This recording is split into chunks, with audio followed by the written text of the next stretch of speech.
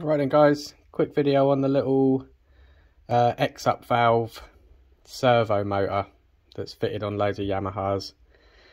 I've seen some other videos where they don't work properly or they're not turning properly, and there is a way of fixing the little potentiometer inside it. So I'll just show you quickly how to do it. Obviously I've done this one already, so I'm just going to undo it quickly and show what's inside. 2 screws hold that cover on, or 4 screws. I've undone 2 already. So undo the 4 screws like that, and then you've got all your gears inside of here. So if I take that off, they'll all come falling out, but I'll show you how to put them back in again, like so. Obviously there's normally a lot of grease inside here, but I've cleaned this one up already. Just take all these bits out. That one, that one, that one. And that's what you got inside. That's your motor that drives it, and then behind here is where it moves enough to open and shut the valve. So it's like a, I don't know, a potentiometer or a stop switch or something in there. So what you want to do is you can take this whole thing out, just lift straight out of there like that, and then you've got all the fittings underneath. That's your plug. You can just move that out the way like that. This is the part we're interested in.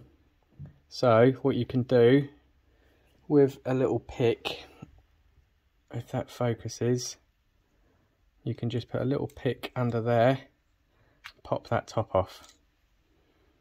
Okay, that'll show you that bit, and then this bit just lifts out.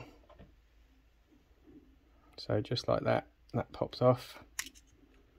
And then that shows you the little contacts there, which you just want to lift up slightly just to put more pressure on them. But the main bit is under here.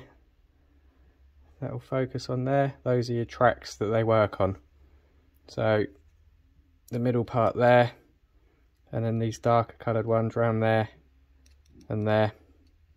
You need to clean those up. I think over the years they get grease and crap and crud on them, and it stops it working properly. So just something like a little copper wire brush, you know, something like that, and just give it all a good clean up. So I've done this one already, it was really dirty. Yeah, clean it all up and then back together again. I had the fault code which shows up on the rev counter, number 7. Rev counter goes up to 7, which shows this isn't working properly. And that was it. So what you want to do is put that back on. It would help to put a little bit of glue on there just to make sure that doesn't pop off again, because it was a tight fit, but that just pops back on like that. You can test your motor if you want. If you put power, positive, negative, you can test the motor works fine.